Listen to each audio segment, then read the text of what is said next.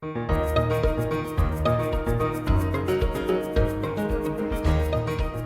is Dr. Lyle Jones, Editor-in-Chief of Continuum, the premier topic-based neurology clinical review and CME journal from the American Academy of Neurology.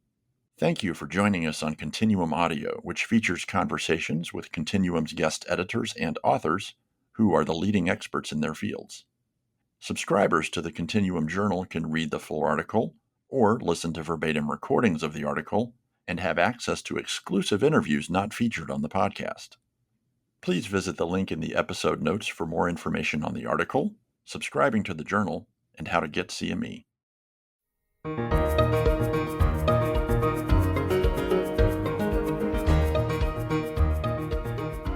Hello, this is Dr. Kait Nevel. Today I'm interviewing Dr. Vijay Ramanan about his article he wrote with Dr. Jonathan Graf Radford on late Hippocampal Sclerosis and Primary Age-related Tauopathy, which appears in the December 2024 Continuum issue on dementia. Welcome to the podcast. Vijay, can you please introduce yourself to the audience? Thanks so much, Kate. I'm delighted to be here. So I am a cognitive neurologist and neuroscientist at the Mayo Clinic in Rochester, Minnesota. I have roles in practice, education, and research, but amongst those, I see patients with cognitive disorders in the clinic. I help direct our Alzheimer's disease treatment clinic and also do research, including clinical trial involvement and some observational research on genetics and biomarkers related to Alzheimer's and similar disorders. Great, thanks for that. So I'd like to start off by talking about why is late hippocampal sclerosis why is this important for the neurologist practicing in clinic to know about these things? That's a great question. So if we take a step back, we know that degenerative diseases of the brain are really, really common, and they get more and more common as we get older. I think all neurologists, and in fact, most clinicians and large swaths of the general public are well aware of Alzheimer's disease, which is the most common degenerative cause of cognitive impairment in the population. But there are non-Alzheimer's degenerative diseases which can produce cognitive difficulties as well. And it's important to be aware of those disorders, of their specific presentations and their implications, in part because it's always a healthy thing when we can be as precise and confident about diagnosis and expectation with our patients as possible. I'll look to the analogy of a patient presenting with a myelopathy. As neurologists, we would all find it critical to clarify, is that myelopathy the result of a compressive spondylotic change, the result of an inflammatory disorder, of a neoplastic disorder, of an infectious disorder? It's critical to guide the patient and choose appropriate management options based on the cause of their syndrome. It would potentially harm the patient if you treated an infectious myelopathy with steroids or other immune suppressant drugs. So a similar principle holds in cognitive neurology. I accept with humility that we can never be 100% crystal clear certain about things in medicine, just because when you think you got it all figured out, there's a curveball. But I want to get as close to that 100% as possible, and recognizing that disorders like late or part can mimic the symptoms, sometimes even the imaging features of Alzheimer's disease. I think it's critical to have heightened awareness of those disorders, how they look, to be able to apply appropriate counseling and management options to patients. I think this becomes particularly critical as we move into an era of disease-specific and sometimes disease-modifying therapies, where applying a choice of a treatment option could have significant consequences to a patient if the thing you're treating isn't the thing that the drug is trying to accomplish. So having awareness and spreading awareness about some of these non-AD causes of cognitive difficulty, I think, is a big mission in the field. Yeah, that makes total sense. And kind of leaning into this, trying to differentiate between these different causes of late life amnestic cognitive impairment. I'll point out to the listeners today to please read your article, but in addition to reading your article, I'd like to note that there's a really nice table in your article, Table 6.1, where you kind of go through the different causes of amnestic cognitive impairment and the different features that better fit with diagnosis X, Y, or Z, because I think it's a really nice table to reference and really easy to look at and reference back to.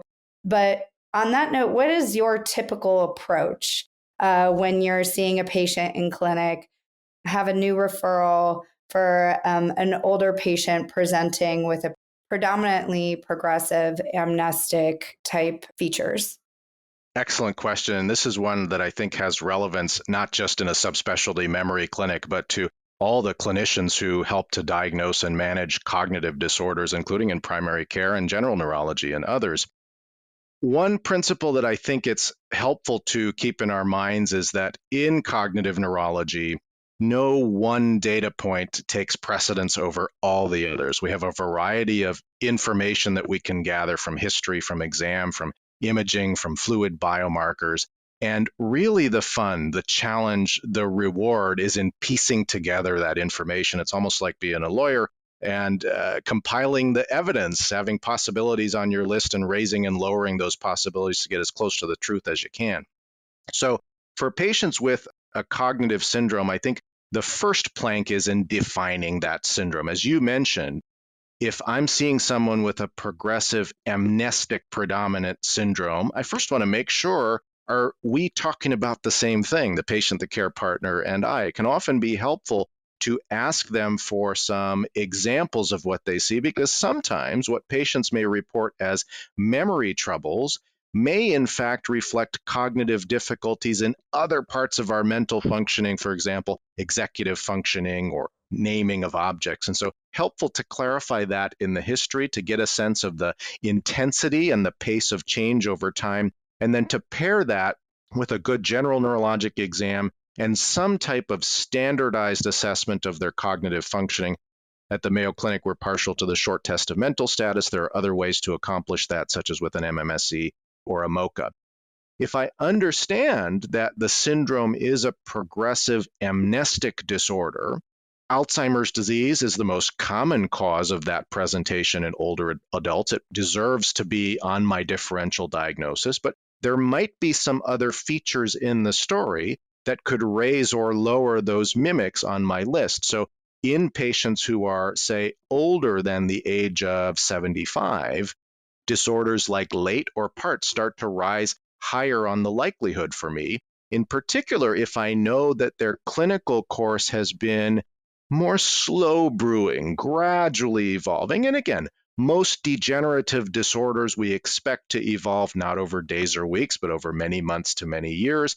But in comparison with Alzheimer's disease, patients with late or with part would be expected to have a little more slow change, where maybe year over year, they or their care partners really aren't noticing big declines. Their daily function is relatively spared. There might not be as much involvement into other non-memory cognitive domains. So these are some of the pieces of the story that can help to perhaps isolate those other non-AD disorders on the list as being more likely, and then integrating as a next level diagnostic testing, which helps you to rule in and rule out or support those different causes. So for example, with late, there can be often out of proportion to the clinical picture, out of proportion to what you see on the rest of their imaging or other profiles, very predominant hippocampal and medial temporal volume loss.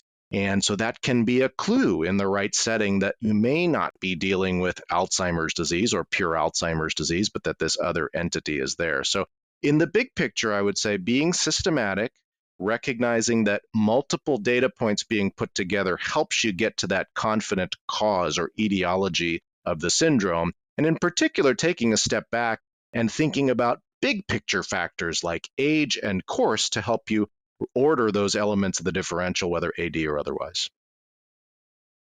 Great, thanks. In your article, you talk about different imaging modalities that can be used as you mentioned, just another piece of the puzzle, if you will, to try and put together what may be going on with the patient. And recognizing that some of these imaging techniques are special imaging, not available in a lot of places, and maybe other diagnostic type tests that could be helpful in differentiating between these different disorders may not be available, for the general neurologist practicing in the community. So what do you suggest to the general neurologist maybe practicing somewhere where they don't have access to some of these ancillary tests that could assist with a diagnosis? Critical question. And here I think there's not likely to be one single answer. As with most things, awareness and recognition is a good place to start. So some of those clues that I mentioned earlier about the clinical course, about the age, we're talking about clinical setting there. So comfort with and understanding that the clinical setting can help you to be more confident about, for example, late or part being present in contrast to AD. That's important information. It deserves to be part of the discussion. It doesn't necessarily need other tests to have value on its own. A second piece is that tests help in some cases to rule in and rule out causes for cognitive difficulty as part of a standard cognitive evaluation. We would all be interested in getting some blood tests to look for thyroid dysfunction or vitamin deficiencies, some type of structural head imaging to rule out big strokes, tumors, bleeds. Head CT can accomplish some of that perspective. It's ideal if a brain MRI can be obtained, but again, keeping in mind what's the primary goal of that assessment. It's to assess structure. Occasionally, you can get even deeper clues into a syndrome from the MRI. For example, that very profound hippocampal or medial temporal atrophy. So increasing awareness amongst clinicians throughout our communities to be able to recognize that change and put it in the context of what they see in other brain regions that can be affected by Alzheimer's or related disorders. For example, the parietal regions can be helpful. And recall that MRI can also be helpful in assessing for chronic cerebrovascular disease changes. This is another mimic that shows up in that table that you mentioned. And so multiple purposes can be satisfied by single tests. Now, you're absolutely right that there are additional test modalities that perhaps in a subspecialty clinic at an academic medical center we're very used to relying on and finding great value on. For example, glucose PET scans or sometimes fluid biomarkers from the blood or from the spinal fluid. And these are not always as widely available throughout our communities. Part of the challenge for all of us as a field is therefore to take the expertise that we have gathered in more subspecialty settings and tertiary care settings and translate and disseminate that out into our communities where we need to take care of patients. That's part of the challenge. The other challenge is in continued tool and technological development. There's a lot of optimism in our field that the availability of blood-based biomarkers relevant for Alzheimer's disease may play a part in helping to address some of the disparities in resource and access to care. You can imagine that doing a blood test to give you some high-quality information, there are going to be less barriers to doing that in many settings compared to thinking about a lumbar puncture or a PET scan, both in terms of cost to the patient as well as infrastructure to the clinicians and the care team. So I'm optimistic about a lot of those changes. In the meantime, I think there are, through both clinical evaluation and some basic testing, including structural head imaging, there are clues that can help navigate these possibilities. So let's say you have your patient in clinic, you've done your evaluation, maybe gotten some ancillary testing, and you highly suspect either late or part. How do you counsel those patients and their families? How do you manage those patients moving forward who you really suspect don't have, some sort of co-pathology? So I think it's helpful to remember when patients are coming to see us, either they or the people around them have noticed an issue, and very likely it's an issue that's been brewing for a little while. I think it can be very valuable, very helpful for patients to have answers. What's the cause for the issue? Once you have answers, even if sometimes those answers are not the most welcome things or the things that you'd be looking forward to, answers give you an opportunity to grab hold of what's going on and to define a game plan. So understanding there is a degenerative disease there, it sheds light on why that individual had memory symptoms over the years, and it gives them a general expectation that over time, on an individualized basis, but generally expecting gradually over many months to many years, there may be some worsening in some of those symptoms, helps them to plan and helps them to make the adaptations that are A-OK and great to make to just help you to do the things you want to do. As much as I can, I try to put the focus here closer to how we would view things like high blood pressure or high cholesterol. Those are also chronic issues that tend to be more common as we get older, tend to get more troublesome as we get older. The goal is know what you're dealing with and take the combination of lifestyle modifications, adaptations in your day-to-day, and maybe medications to keep them as mild and as slow changing as possible. With something like late, we don't have specific medication therapies to help support cognitive functioning at this time. There's a lot of hope that with additional research, we will have those therapies. But even so, I think it's an important moment to emphasize some of those good, healthy lifestyle habits, staying mentally, socially, and physically active, getting a good night's sleep, eating a healthy, balanced diet, keeping good control of vascular risk factors. All of that is critical to keeping the brain healthy, keeping the degenerative disease as mild and slow brewing as possible, and understanding what some of the symptoms to expect could be. So with late, the syndrome tends to be very memory predominant. There may be some trouble with maybe naming of objects or perhaps recall of emotionally salient historical knowledge, world events, but you're not expecting, at least over the short to medium term, huge intervening on other cognitive functioning. And so that can be helpful for patients to understand. So the hope is once you know what you're dealing with, you understand that the disease can look different from person to person. Having a general map of what to expect and what you can do to keep it in check, I think, is the goal.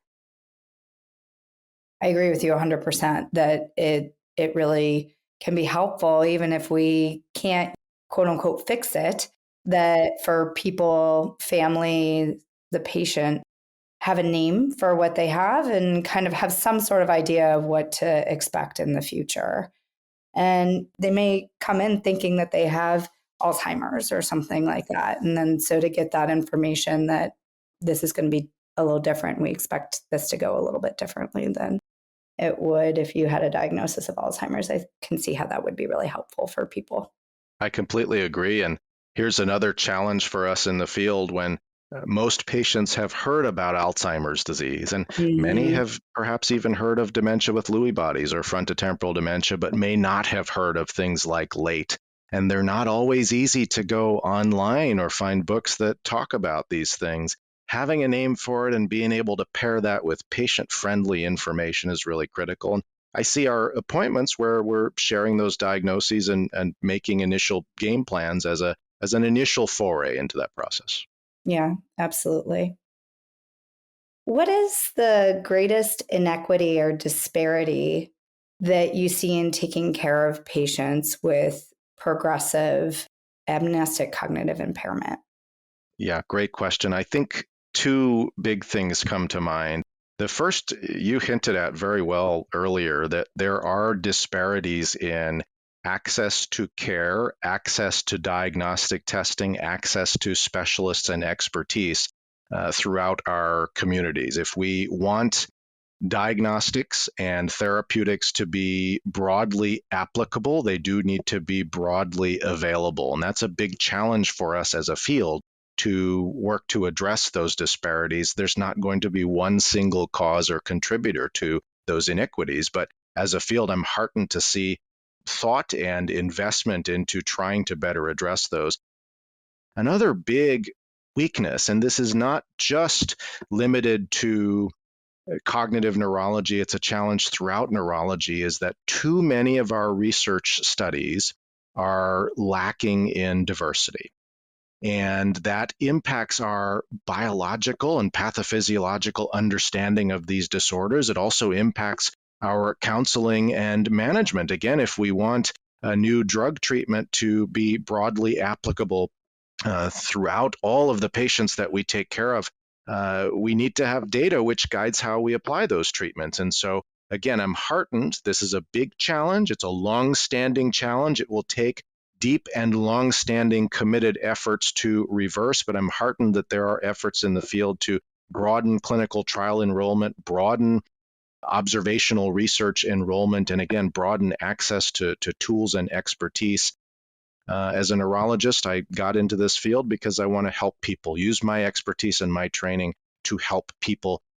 These are steps that we can take to make sure that that help is broadly applicable throughout everybody in our communities. Yeah, absolutely. So, kind of segueing from you mentioning research and how we can better include patients in research, what do you think the next breakthrough is going to be? What do you think the next big thing is going to be in these disorders? What do we still need to learn?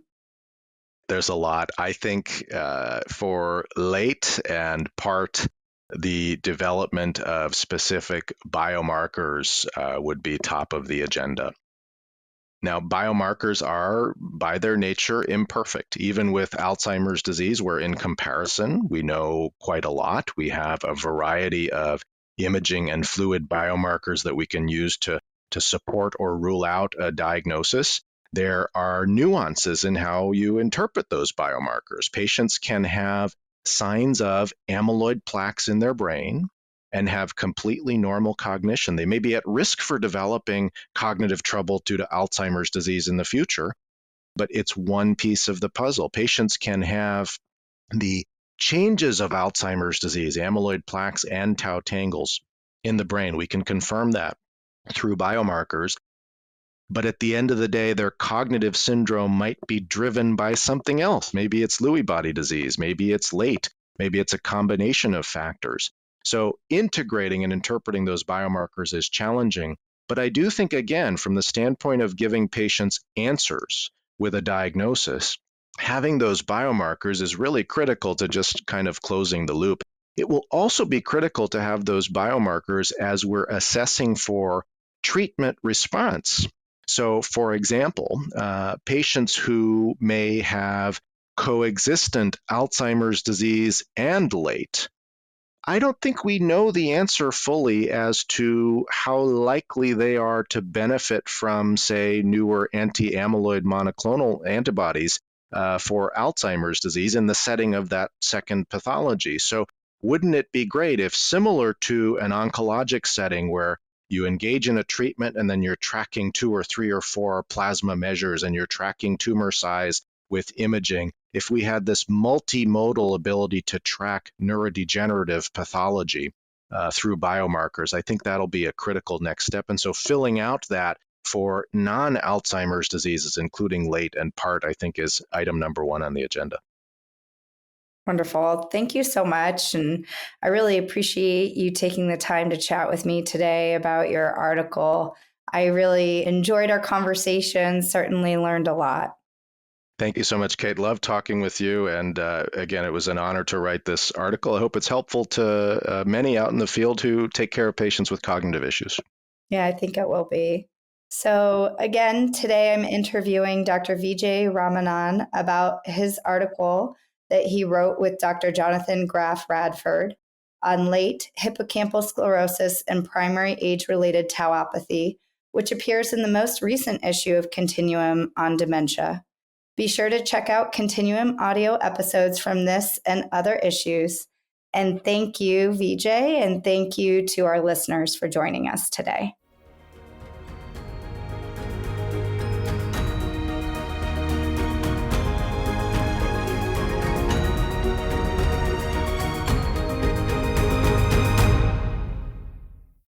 This is Dr. Tishme Monteith, Associate Editor of Continuum Audio. If you've enjoyed this episode, you'll love the journal, which is full of in-depth and clinically relevant information important for neurology practitioners. Use the link in the episode notes to learn more and subscribe.